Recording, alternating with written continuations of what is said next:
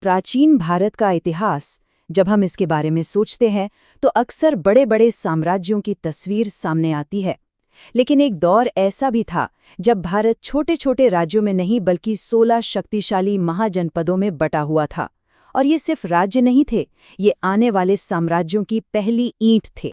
तो फिर सवाल ये उठता है कि महान सम्राटों के आने से पहले इस विशाल भूमि पर असल में शासन कौन कर रहा था? सत्ता की बागडोर किसके हाथों में थी? इसका जवाब हमें इतिहास के एक ऐसे दौर में ले जाता है जहां 16 महाजनपद एक दूसरे से आगे निकलने की होड़ में लगे हुए थे।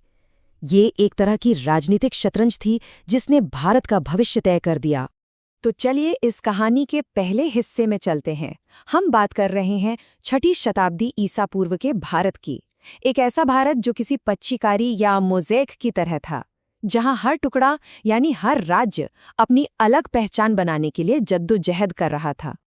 इस टाइमलाइन को देखिए, इससे पूरी कहानी साफ हो जाती है। 600 ईसा पूर्व के आसपास इन राज्यों का उदय होता है। 500 ईसा पूर्व तक इनके बीच मुकाबला बहुत तेज हो जाता है और 300 ईसा पूर्व आते आते एक विशाल साम्राज्य की नींव पड़ चुकी थी।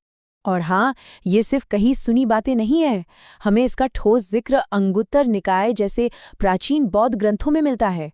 ये ग्रंथ बताते हैं कि वो दौर असल में राजनीतिक प्रयोगों और नए नए विचारों की एक भट्टी जैसा था। अब आते हैं दूसरे और बहुत ही दिलचस्प हिस्से पर कि उस जमाने में शासन चलता कैसे था। ये कहानी है दो बिल्कुल अलग तरह की सरकारों की, दो अलग अलग सोच की। एक तरफ थे राजा तो दूसरी तरफ थी जनता की परिषदें। और कमाल की बात यह है कि उस दौर में भी शासन के दो अलग अलग सिस्टम थे। 16 में से 10 महाजनपदों में तो राजतंत्र था, मतलब राजा का शासन। लेकिन 6 महाजनपद ऐसे भी थे जहां गणतंत्र था। जी हाँ, गणतंत्र, एक ऐसा आइडिया जो अपने समय से बहुत आगे था। तो फर्क क्या था इन दोनों में? देखिए, राजतंत्र में सत्ता पीढ़ी दर पीढ़ी चलती थी और राजा ही सब कुछ होता था।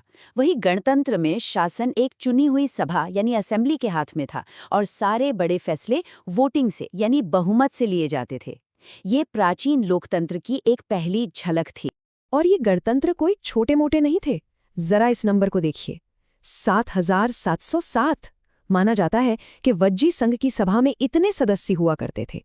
जरा सोचिए, आज से हजारों साल पहले इतने सारे लोगों का मिलकर शासन चलाना कितना क्रांतिकारी रहा होगा। ठीक है, तो अब कहानी पहुंचती है अपने सबसे रोमांचक मोड़ पर। 16 राज्यों की इस दुनिया में 4 महाजनपद बाकियों से कई ज्यादा ताकतवर बनकर उभरे और इनके बीच शुरू हुई महाशक्ति बनने की एक जबरदस्त दौड़। मैदान में थे ये 4 बड़े खिलाड़ी। मगध, जो अपनी रणनीतिक लोकेशन के लिए जाना जाता था, कोसल, जो खेती-बाड़ी का गढ़ था, अवंती, जिसके कंट्रोल में जरूरी व्यापार के रास्ते थे, और वत्स, जो एक बड़ा इकोनॉमिक सेंटर था। अब इन चारों के बीच शुरू हुआ सत्ता का एक जबरदस्त खेल। कभी गठबंधन होते तो कभी भयंकर युद्ध। लेकिन इस खींचतान में धीरे धीरे ओक राज्य अपनी ताकत और चतुराई से बाकी सब पर भारी पड़ने लगा। तो सवाल ये है कि आखिर मगध के पास ऐसा क्या था, क्या थे उसके वो सीक्रेट वेपन्स जिसने उसे इस रेस का विजेता बना दिया?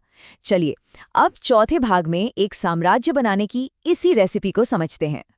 देखिए, मगध की जीत के पीछे कोई एक नहीं बल्कि 4 बड़ी वजहें थी। पहली, उसके पास लोहे के भंडार थे जिससे बने बेहतरीन हथियार। दूसरी, उसने अपनी सेना में बड़े पैमाने पर हाथियों का इस्तेमाल शुरू किया, जो उस वक्त के लिए एक गेम चेंजर था।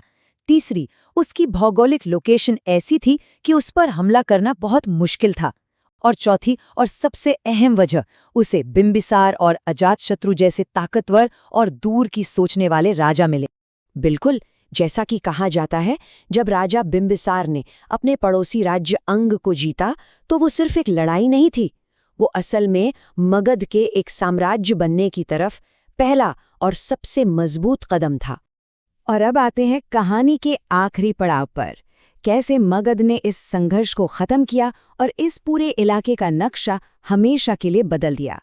ये कहानी है एक राज्य के एक महान राजवंश में बदलने की।